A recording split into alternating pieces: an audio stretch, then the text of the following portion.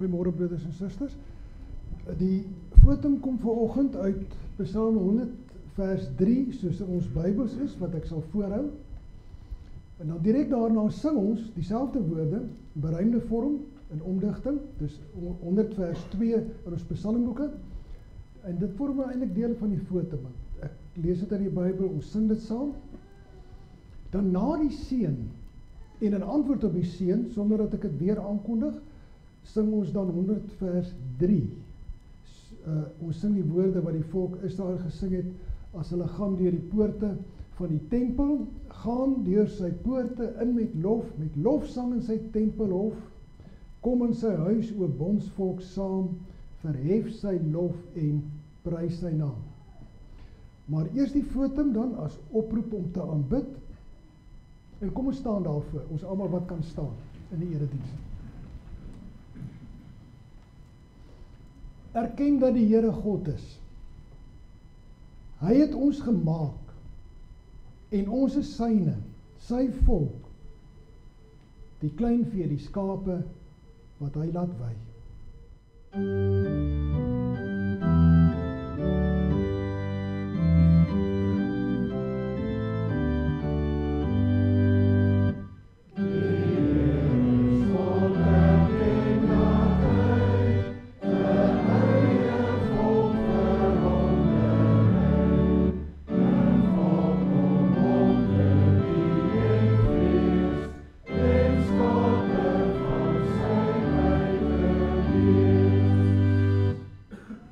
Geliefde gemeente, genade, barmhartigheid en vrede van God ons Vader en Jesus Christus ons Here in die gemeenskap van die Heilige Gees. Amen.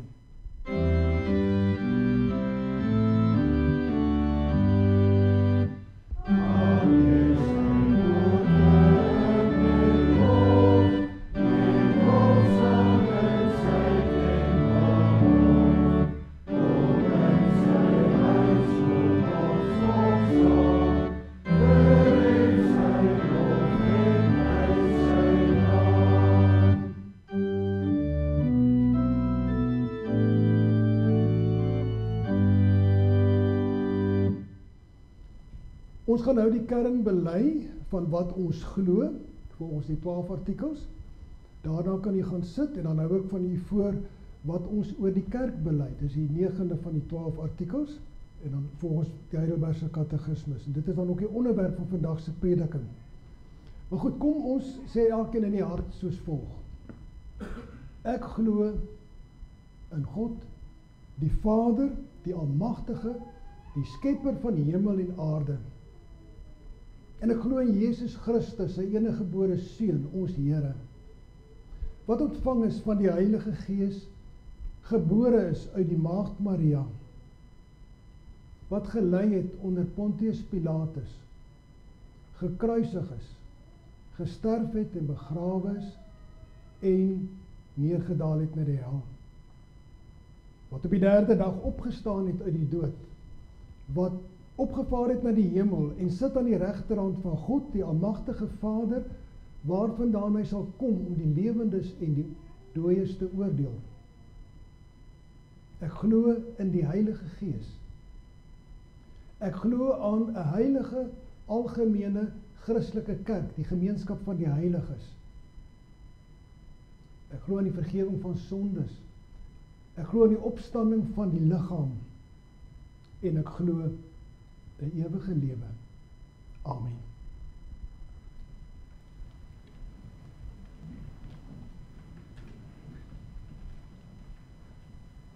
Wat glo ons van die heilige algemene Christelike kerk? Die Seun van God vergader, beskerm en onderhou vir hom 'n gemeente wat tot die ewige lewe uitverkies is. Hy doen dit deur sy woord en gees in die eenheid van die ware geloof. En hierdie gemeente kom uit die hele menslike geslag. Dit bestaan van die begin van die wêreld af tot die einde toe. En daarvan is ek 'n lewende lid en sal dit ewig bly. En wat verstaan ons onder die gemeenskap van die heiliges? Ten eerste, ons as gelowiges het as lede met die Here Jesus Christus gemeenskap en deel aan al sy skatte en gawes. Dit het ons almal saam en afsonderlik. En ten tweede, ons is elkeen verplig om ons gawes aan te wend ten opsigte van die ander lede, gewillig en met vreugde tot hulle nut en saligheid. Kom ons lees nou die 10 gebooie, die wet van die Here, en ons lees dit soos in Exodus 20 in ons 1933-53 vertaling. Toe het God al hierdie woorde gespreek en gesê, ek is die Here jou God wat jou uit Egipte land, uit die slawehuis uitgelei het, jy mag geen ander gode voor my aangesig hê nie. Jy mag vir jou geen gesneede beeld of enige gelykenis maak van wat bo in die hemel is, of van wat onder op die aarde is, of van wat in die waters onder die aarde is nie. Jy mag jou voor hulle nie neerbuig en hulle nie dien nie, want ek, die Here jou God, is 'n jaloerse God, wat die misdaad van die vaders aan die kinders besoek, aan die 3de en aan die 4de geslag van die wat my haat, en ek bewys barmhartigheid aan duisende van die wat my liefhet en my gebooie onderhou. Jy mag die naam van die Here jou God nie ydelik gebruik nie, want die Here sal die een wat sy naam ydelik gebruik nie ongestraf laat bly nie. Gedenk die Sabbatdag, dat jy dit heilig. 6 dae moet jy arbei en al jou werk doen, maar die 7de dag is die Sabbat van die Here jou God, dan mag jy geen werk doen nie. Jy of jou seun of jou dogter of jou diensknegt of jou diensmaagd of jou os of jou vee of jou vreemdeling wat in jou poorte is nie. Want in 6 dae het die Here die hemel en die aarde gemaak, die see en alles wat daarin is, en op die 7de dag het hy gerus. Daarom het die Here die Sabbatdag geseën en dit geheilig. Eer jou vader en jou moeder, dat jou dae verleng mag word in die land wat die Here jou God aan jou gee. Jy mag nie doodslaan nie. Jy mag nie egbreek nie. Jy mag nie steel nie. Jy mag geen valse getuienis teen jou naaste spreek nie. Jy mag nie jou naaste se huis begeer nie. Mag nie jou naaste se vrou begeer nie, of sy diensknegt, of sy diensmaagd, of sy os, of sy esel, of iets wat van jou naaste is nie.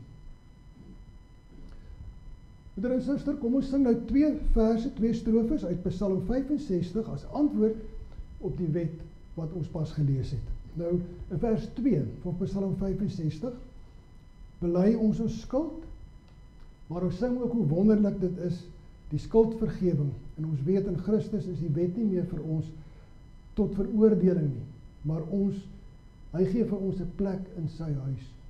En vers 3, dan sing ons van die geestelike gawes wat ons in die Here se huis ontvang.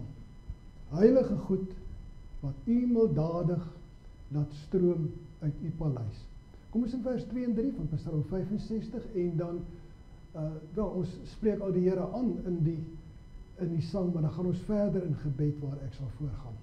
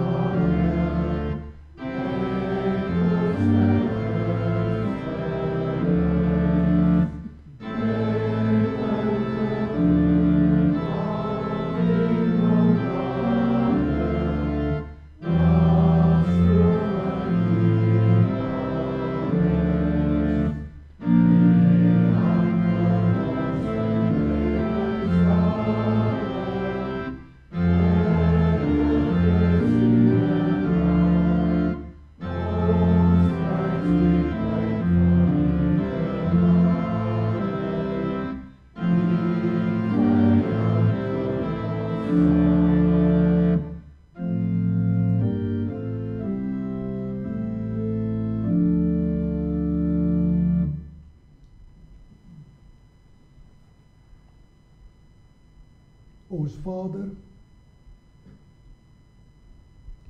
As ons die gebooie hoor, dan besef ons weer eens hoe leeg ons is. Die donker skuld verlede, ons in skuld verlore, selfs nou nog geneig tot kwaad. Leeg, maar ons roem en ons juig oor die versoening in Christus.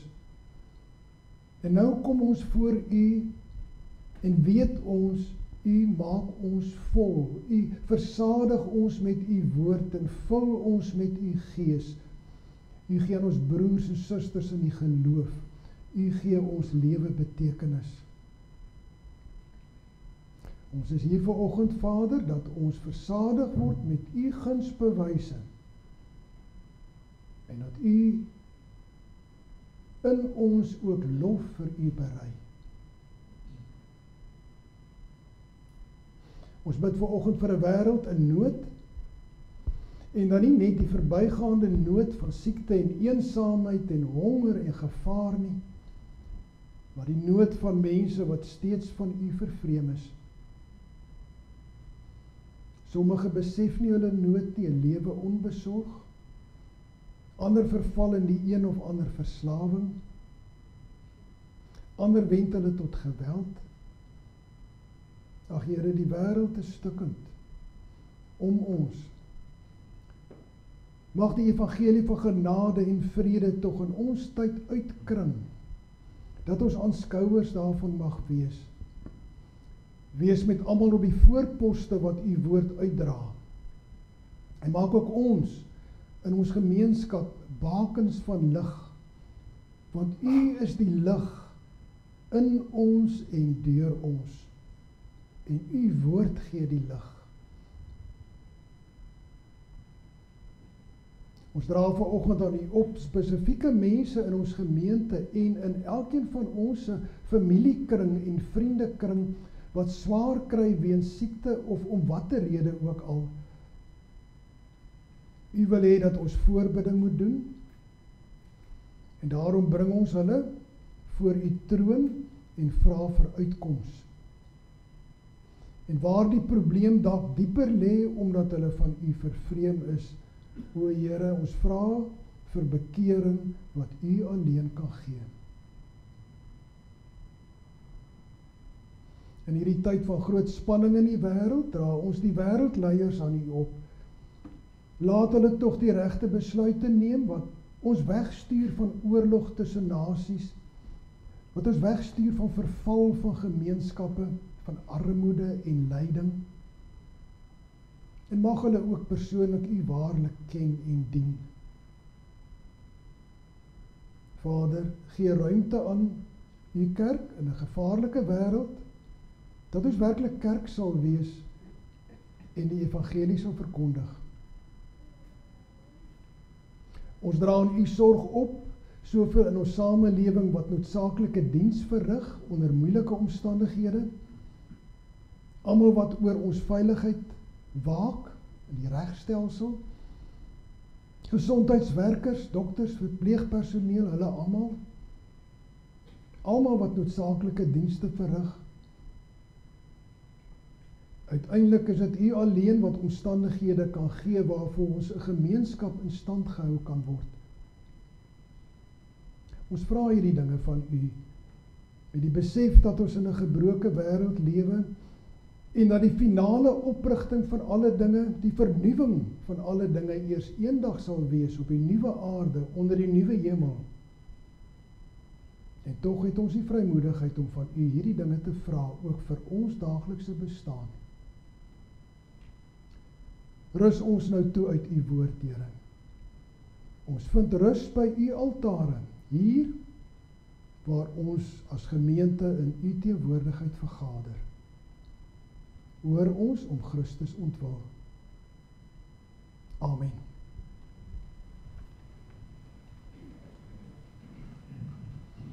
Broeder en suster, die onderwerp van vandag se preek is die kerk, en die geformuleerde tema dan, ons is die tempel van die Heilige Gees.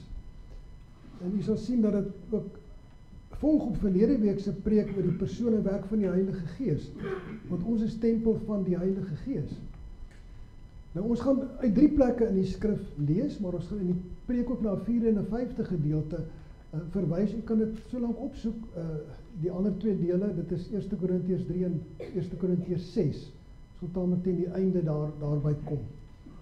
Maar kom ons lees nou eers Markus 15, net 2 verse. Jesus het met 'n harde stem uitgeroep, dis nou aan die kruis, en sy asem uitgeblaas. Die voorhangsel van die heiligdom is in 2 geskeur van bo tot onder. Voorhangsel van die tempel is geskeur van bo tot onder. Dan kan jy opsoek Efesiërs 2 van vers 19 af. So is julle dan nie meer vreemdelinge en bywoners nie, maar julle is medeburgers van die heiliges en lede van die huisgesin van God, gebou op die fondament van die apostels en profete met Christus Jesus self as hoeksteen. In hom verrys die hele gebou goed saamgevoeg tot 'n heilige tempel in die Here. In hom word julle ook saam opgebou tot woonplek van God deur die Gees. 1 Petrus 2. Kom ons soek dit gou op. Ons lees van vers 4 af.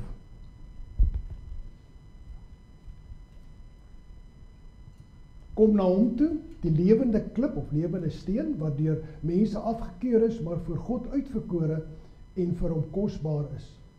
En laat julle as lewende klippe, lewende stene, laat julle as lewende stene opbou tot 'n geestelike huis, 'n heilige priesterdom, om geestelike offers te bring, wat deur Jesus Christus vir God aanneemlik is. En dan beskryf die skrifgedeelte, ek gaan dit nie nou lees nie, hoe Jesus Christus die hoeksteen van die geestelike huis is, maar dat hy vir die ongelowiges tot struikeling is, en dan die woorde, julle egter, is 'n uitverkore geslag, 'n koninklike priesterdom, 'n heilige nasie, 'n volk wat aan God behoort, sodat julle die deugde kan verkondig van hom wat julle uit die duisternis geroep het na sy wonderbare lig. Julle wat eers nie 'n volk was nie, maar nou die volk van God is, wat eers nie ontferming ontvang het nie, maar nou ontferming ontvang het. Ons lees tot sover. Ek sal seker agtergekom het, broeders en susters, ons sing psalms vandag, wat veral gaan oor die huis van die Here, oor die tempel. Dit is vergader, die Ou Testamentiese tempel. En ons sing weer van die huis van die Here, naamlik die bekende Psalm 84, die eerste en tweede vers, hoe lieflik is u wonings, Heer.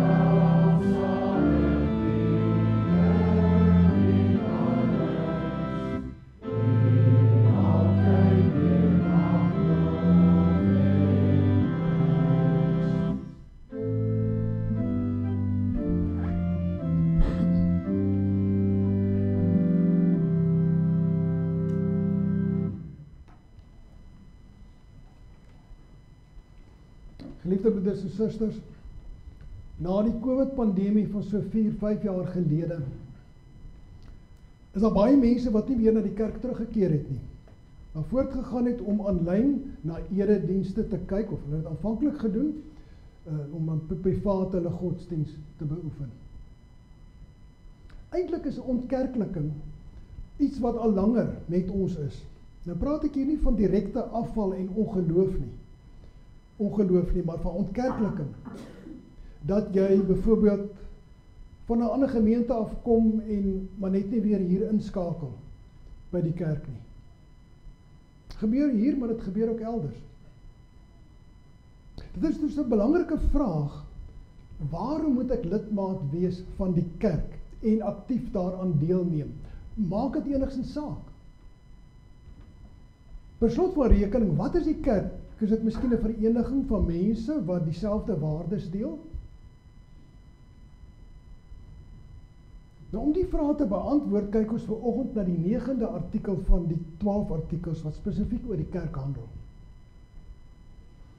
En onthou dat die 12 artikels 'n ou belydenis is wat uit die eerste eeue van ons jaartelling kom.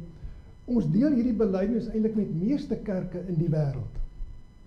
En ons glo dat hierdie belydenis weergee wat in die Bybel vir ons geopenbaar word, nou spesifiek dan ook oor die kerk. Ons Heidelbergse Katekismus en Nederlandse geloofsbelydenis sê in groter besonderhede wat ons oor die kerk glo volgens God se woord. En hoewel ek na die Katekismus en die NGB, Nederlandse geloofsbelydenis, gaan verwys en natuurlik die Bybel self, volg ek dan vanoggend die woorde van die 9de artikel van die 12 artikels. Een vir een, saam met u. Heel eerste, ek glo aan. Die kerk is 'n saak van geloof. As jy iets glo, beteken dit nie bloot jy erken dat iets bestaan nie, soos ek glo daar is 'n koning in Engeland. As jy glo in Bybelse sin, sê jy dat iets vir jou belangrik is, dat jy daarmee identifiseer. As ons aan die kerk glo, beteken dit in die woorde van ons katekismus, ek weet dat ek daarvan 'n lewende lid is en ewig sal bly. Wat 'n heerlike troos is dit nie, broeder en suster? Ek gelowige vir tyd en ewigheid 'n lid. My lidmaatskap, as ek werklik aan Christus, in Christus die hoof ingeplant is, kan nooit verval nie. Dit glo ek, daarmee identifiseer ek met my hele hart. Net terloops, ek glo aan die kerk. Daar is ook die uitdrukking glo in ons Afrikaans word dit gereserveer vir persone van die goddelike drie-eenheid. Ek glo in God en ek glo aan die kerk. In Engels is daar nou nie die onderskeid nie en daarom is daar ook baie keer verwarring, glo in en glo aan, maar kom ons laat dit daar. Ek glo aan die kerk. Die tweede woord van belang is heilig. Nou, ons hoor dit 2 maal in hierdie artikel, die woord. Die kerk is heilig en sy lede is heiliges. Wat beteken dit? Om heilig te wees is om spesiaal te wees. Afgesonderd van die alledaagse, hier dan spesifiek afgesonderd vir God. Ons sê met hierdie belydenis dat die kerk uniek is. Anders is as enige menslike vereniging of klub of organisasie. Nou waarom is die kerk heilig, so spesiaal? Omdat dit, in die woorde van die katekismus, God die kerk by mekaar maak. Hy vergader, hy beskerm en hy onderhou. Die kerk, die kerk, is heilig in die woorde van Openbaring 5 vers 9, omdat Jesus Christus haar met sy bloed losgekoop het. Soos besonders heilig is sy, omdat Christus sy lewe vir haar afgelê het. En juist dit, broeder en suster, moet ons baie versigtig maak, dat as ons besluite neem oor die kerk, of kritiek uitspreek teen die kerk. Die kerk is heilig, omdat Christus haar met sy bloed gekoop het. Behoort aan hom. Daar is net een ander instelling wat heilig genoem word. En dis die heilige huwelik. Maar die huwelik is tydelik. Dis verbygaande. Dis bedoel net tot die dood ons skei. Maar die kerk is ewig. Nooit was daar 'n tyd waar daar nie kerk was nie. Dit bestaan van die begin van die wêreld af. Nou dis 'n onderwerp op sy eie wat ons nie nou vanoggend ingaan nie, maar hoe daar in die Ou Testament reeds kerk was. En tot aan die einde sal daar kerk wees. Daar sal nie 'n wegraping van gelowiges wees, so sommige mense glo dat hier op die aarde alleen maar die ongelowiges gaan oorbly nie.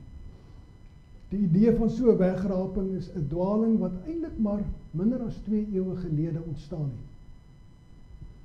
Nee. Jesus Christus het sy kerk lief, meer as enigiets anders in die skepping. En sal nie toelaat dat sy ooit verdwyn nie. Selfs al bly daar onder vervolging net 'n klein klompie gelowiges oor, soos in die dae van Agab. Uiters kosbaar, sy bruid, sy liggaam, heilig. En dit sluit aan by 'n derde stel woorde in die belydenis, Christelik en kerk, Christelike kerk. Die kerk sentreer rondom Jesus Christus. Daarom is 'n vergadering van moslems of van hindoes nie kerk nie, en ons mag hulle nie so noem nie, en hulle wil self nie so genoem word nie. Want kerk is per definisie Christelik. Die woord kerk is afgelei van die Grieks kyriake, wat beteken wat aan die Here behoort, wat aan die Here Jesus behoort. En die alternatiewe woord is gemeente, en dit beteken vergadering. Die kerk is die mense wat Jesus Christus vergader. Christelike kerk. Die kerk behoort aan Christus, dis sy kerk, dis nie my kerk en jou kerk en ons kerk nie. En dan nog 'n baie belangrike woord in ons belydenis, algemeen. Ek glo in 'n heilige, algemene kerk. Die kerk is algemeen. Ou weergawes van hierdie belydenis gebruik die woord katoliek. En dit beteken doodgewoon algemeen. Christus se wêreldwye kerk is katoliek of algemeen. Nou ons moet dit nie verwar met die Rooms-Katolieke kerk nie, wat hierdie naam baie spesifiek vir hulle self toegeëien het, asof hulle die algemene kerk is nie. Die kerk van Christus, ons ook, is sy katolieke of algemene kerk. Kerk bestaan oral, oor die hele wêreld. In Openbaring word verwys na die skare uit alle geslagte, tale, volke en nasies. Uit die hele menslike geslag kies God vir hom 'n kerk, 'n gemeente. En hy doen dit deur sy gees en woord. Ons het verlede week gekyk na die werk van die Heilige Gees. Dit is die Heilige Gees wat mense in beweging bring deur die verkondiging van die woord, dat hulle deel word van die wêreldwye eenheid van die geloof.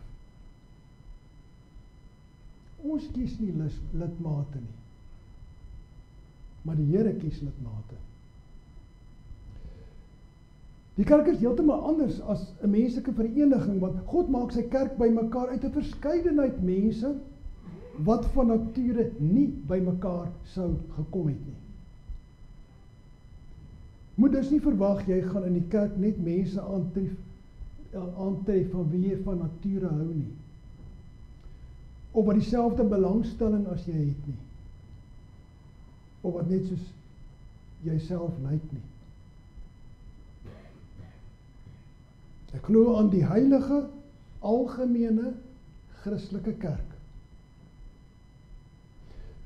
Maar nou kan hierdie woorde ons baie maklik laat dink, broeder en suster, dat dit net gaan oor die een wêreldwye, of party mense sê die onsigbare kerk, van alle plekke en alle eeue.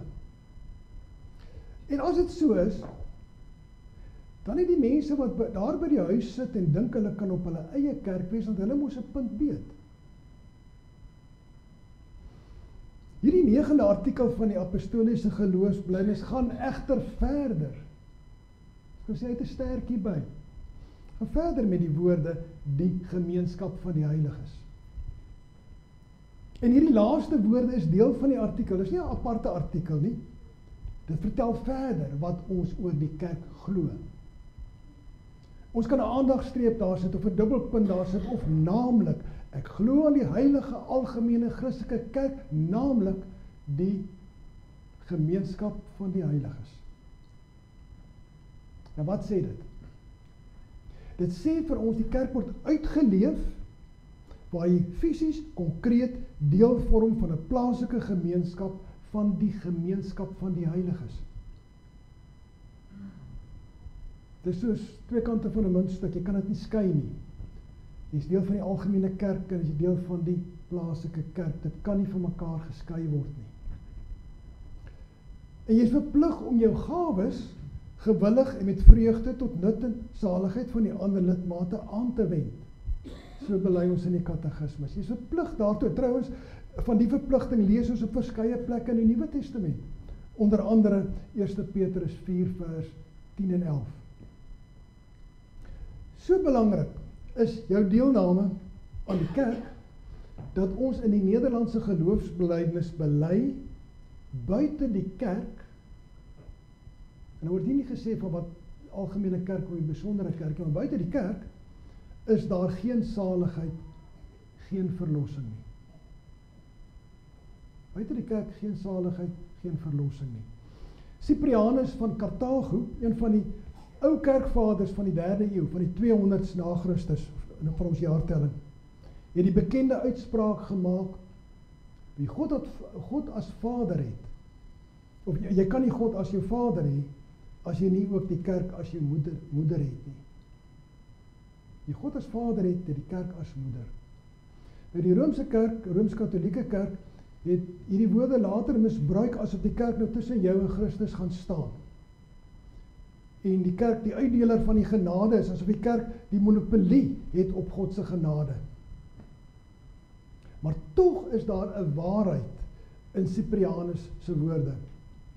Dis in die kerk wat jy as lid van Christus se liggaam aan hom deel het, dis ook waar lidmate afsonderlik en saam gemeenskap het en deel kry aan al sy skatte. So, van die algemene kerke kom ons nou na die besondere kerk, die plaaslike kerk, wat 'n openbaring is, 'n uitdrukking, 'n neerslag is van die algemene kerk. En nou kyk ons nou nog twee woorde in ons belydenis. In die 5de plek, dan, die kerk is 'n gemeenskap. Die gemeenskap van die heiliges. En wat is gemeenskap? Dis saam wees, dis deel met ander in lief en leed. In Engels word die woorde gebruik, community of communion of fellowship. Maar dit sê ook nog nie heeltemal wat gemeenskap in die Grieks koinonia is nie. Dit gaan oor diep eenheid in Christus. Dieper eenheid as binne 'n huwelik of gesin. Hoekom? Want dit gebeur soms dat nie almal in die huwelik of in 'n gesin gelowiges is nie. Dan is die eenheid in Christus dieper as dit. Ons diepste eenheid. Ons is een met medegelowiges, omdat ons dieselfde waarheid omhels, saam deel vorm van die liggaam van Christus. Waar daar nie werklik gemeenskap is nie, broeder en suster, nie onderlinge band is nie, is ons nie waarlik kerk nie. Lidmaat wees is nie om soos 'n klant in 'n winkel of 'n kliënt in 'n prokureursfirma in te stap, een of ander diens te kry en weer daar uit te stap nie. Dis eintlik net in die protestantse kerke, waar die ou belydenis erken en uitgeleef word dat die kerk gemeenskap is. Die Romeinse kerk en die ortodokse kerk en soms selfs die Anglikane en die Lutherane is geneig om baie te maak van die plek, kerkgebou of kathedraal, asof dit 'n voortsetting is van die Ou Testamentiese tempel. Praat jy van kerk vir hulle, dan praat jy van 'n plek. In hierdie plek is 'n simboliese altaar, soos in die Ou Testamentiese tempel. Ons het nie 'n altaar nie, maar daar's 'n altaar waar die priester offer en intree vir die volk. Kerk is vir hulle 'n plek waarnaartoe jy gaan om die Here te ontmoet en waar jy met Christus se sakramente bedien word. Dit word vir jou uitgedeel. Maar ons bely egter, die kerk is nie 'n gebou nie, of 'n plek nie, maar 'n gemeenskap. Julle elkeen afsonderlik en saam is die tempel van die Heilige Gees. So lees ons in 1 Korintiërs en eintlik ook in 1 Petrusbrief, waaruit ons net nou gelees het. Julle is die tempel van die Heilige Gees. Ek is huis van die Here. Jy is huis van die Here. Ons is huis van die Here. Ons kom Sondag nie saam in die huis van die Here nie. Hierdie is maar 'n vergaderplek. Ons kon in 'n saal vergader het. As ons min genoeg was, dan kon ons onder 'n boom vergader het. Ons kom plegtig saam in die erediens as die huis van die Here. As die huis waarin die Gees woon, lewende stene, u en ek. Die tempelgordyn het geskeur toe Christus aan die kruis gesterf het. En daarmee was die tyd vir die tempeldiens uitgedien. Al is die tempel eers so wat 40 jaar daarna verwoes. Dit was uitgedien. God het in die Ou Testament onder sy volk gewoon. Die almagtige, alomteenwoordige God, maar in die tempel, op 'n bepaalde plek, die tabernakel, later in Jerusalem se tempel, wat dan genoem is die huis van die Here. In die allerheiligste op die versoendeksel het die Here op 'n besondere manier tussen sy volk gewoon. En nou skeur die tempelgordyne, dis verby. Daardie verdeling tussen die allerheiligste en die res van die tempel en die wêreld is weg. Nou woon hy nie meer in 'n tempel wat met hande gemaak is nie. So lees ons in Handelinge 5. Nie meer in 'n tempel wat met hande gemaak is nie. Hy woon deur sy Gees in die harte van die gelowiges. Nou is ons saam en afsonderlik tempel van die Heilige Gees. En dit is belangrik dat ons hier by stil staan, broeder en suster, want ons sing nog baie keer psalms, Ou Testamentiese psalms oor die tempel. In vandag se erediens sing ons spesifiek oor psalms oor die huis van die Here. Sing byvoorbeeld, ons sal ons in u huis vergader met hoogste guns bewys. En as ons dit sing, broeder en suster, dan moet ons altyd onthou, die tempel is in Christus vervul. Die huis van die Here waar ons nou aanbid is 'n geestelike tempel met hom as hoeksteen. 1 Petrus 2. Bestaan uit lewende stene, u en ek. En ons kan nie anders as om die Ou Testamentiese psalms oor die tempel in geestelike sin te verstaan nie. Ons het nie meer 'n tempel van steen en klip nie. In die nuwe Jerusalem, op die nuwe aarde, sal daar ook geen fisiese tempel wees nie. Die Here self en die Lam is die tempel van hierdie stad. En dit is interessant, broeder en suster, in die gereformeerde erediens. Gereformeerde erediens is nie geskoei op die ou tempeldiens nie, maar baie eerder op die sinagogediens. Want die tempeldiens is vervul. Dit is 'n hele onderwerp op sy eie, die gereformeerde erediens. Maar daarteenoor staan die erediens in die Romeinse en die ortodokse kerke, het net nou daarna al verwys, die altaar waarop simbolies geoffer word,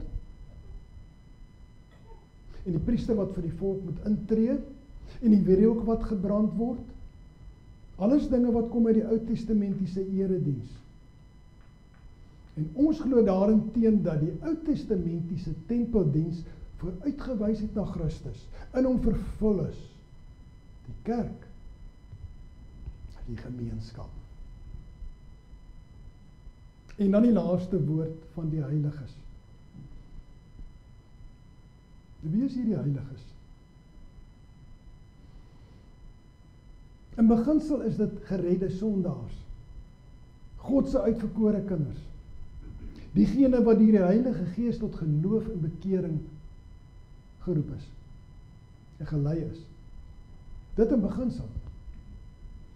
En natuurlik deur die suiwer verkondiging van die evangelie en die suiwer bediening van die sakramente, die kerklike tug, moet ons waak oor die suiwerheid van die kerk. Ja, dat ons 'n versameling is van hulle wat verlos word, sonder meelopers, wat net vir die gerief om watter rede ook al aan die kerk behoort. Maar in praktyk is dit nie so eenvoudig nie. Is daar meer daaraan? Die heiliges. Kom ek noem 3 dinge. In die kerk is daar altyd nog twyfelaars. Wat weer en weer kom, heilbegeerig, en luister en deelneem, en met wie God nog op pad is. Op 'n manier deel hulle in die gemeenskap van die heiliges. En daar's die kinders, wat net soos die gelowiges, die ouers, deel is van die kerk. En met wie die Gees op pad is om geloof te werk.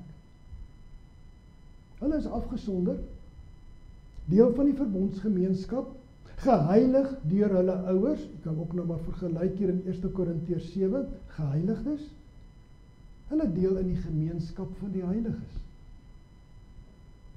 En dan is daar ook die huigelaars, skyngelowiges, mense wat voorgee hulle glo, en net God ken die harte. Hoe kan ons verseker wees dat iemand nie maak of hy glo nie? Maar die huigelaar deel op 'n vreemde manier in die gemeenskap van die heiliges.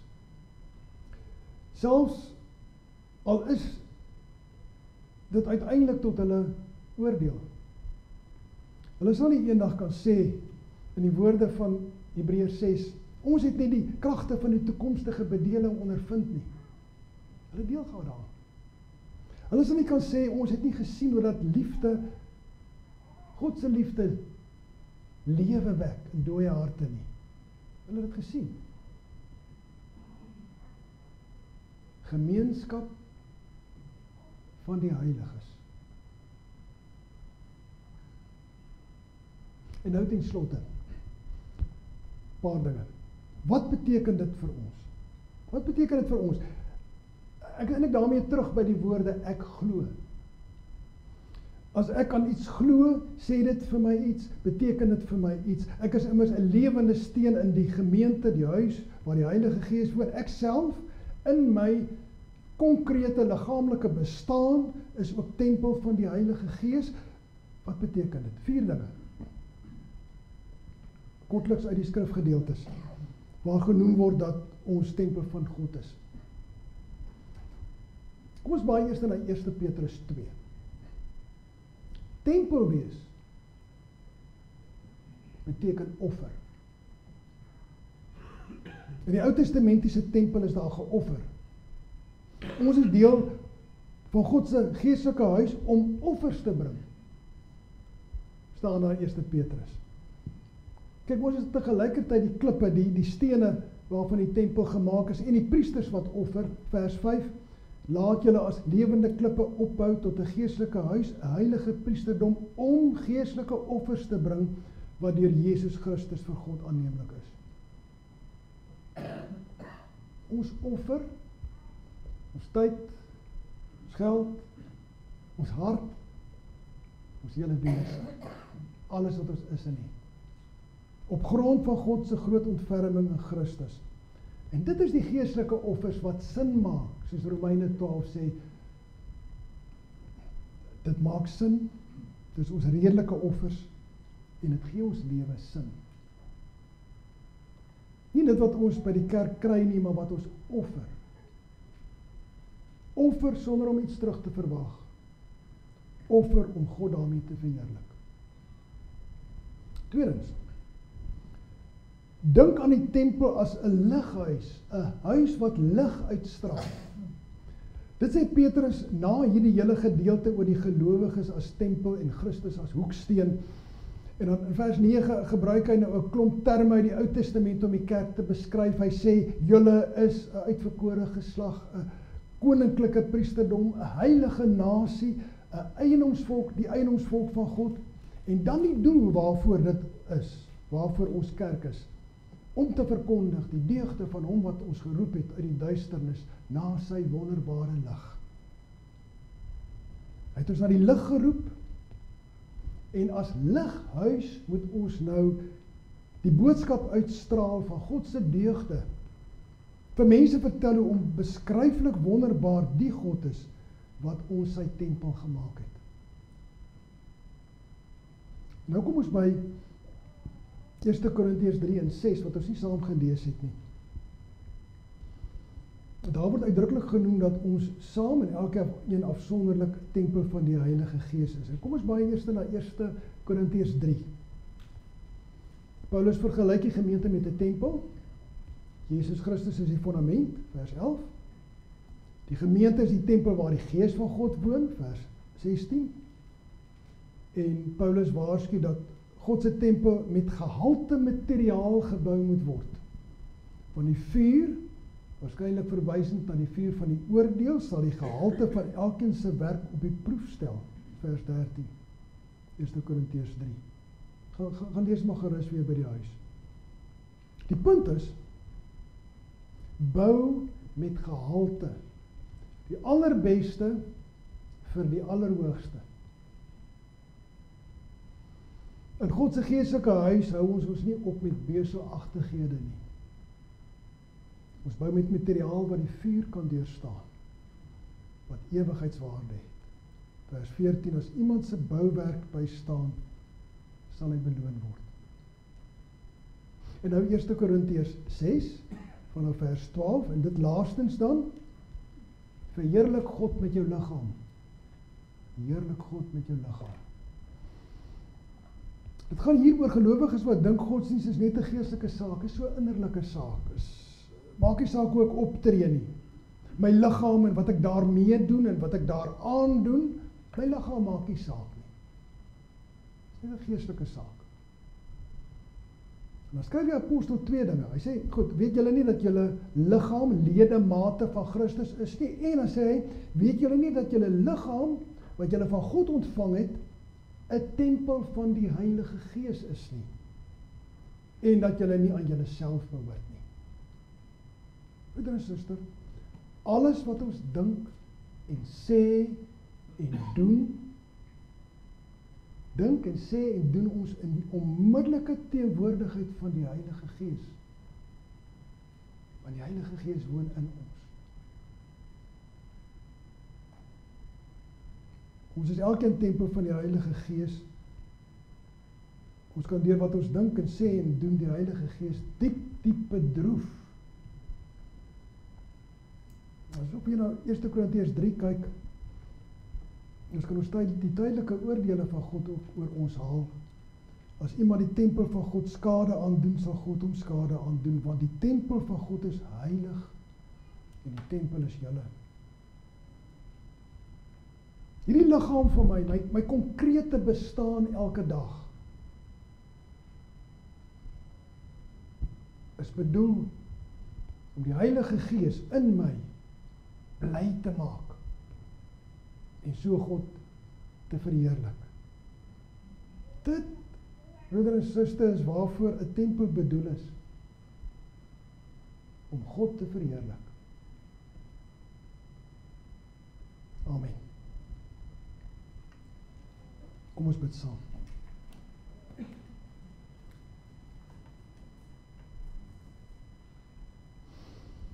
Here, ons is so klein en nietig, soos ons ook voor die diens gesing het, klein en nietig as mense. En daar bly soveel sonde teen ons wil in ons oor en ons moet voor U bely met skaamte, ook dikwels sonde willens en wetens. Nie teen ons wil nie, maar ook met ons wil. Wie is ons dat U by ons, in ons, kom woning maak? Genade so onbeskryflik groot. Ons bid vanoggend om die vervulling met U Heilige Gees, dat ons al hoe meer en meer sal lewe as 'n gemeente en elkeen as lidmaat vol van U Gees, dat ons waarlik sal offer in U diens. Dat ons 'n lighuis sal wees in 'n donker wêreld. Dat ons sal bou aan die tempel met gehalte. En dat ons U, die drie-enige God, sal verheerlik met ons liggame. Dit bid ons van U, want uit U en deur U en tot U is alle dinge. Aan U behoort die heerlikheid tot in ewigheid. Amen. In Openbaring 21 lees ons van die nuwe Jerusalem wat van God af sal neerdal, en kom ons sing nou die omdigting van gedeeltes daarvan uit Skrifberuiming 45 of tema 18:7. Ons sing vers 1, 8 en 9.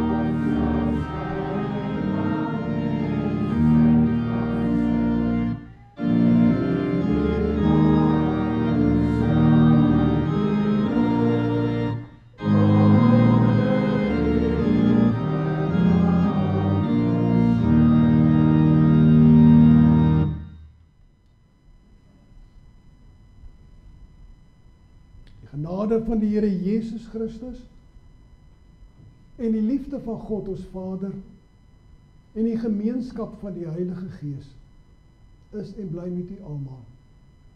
Amen.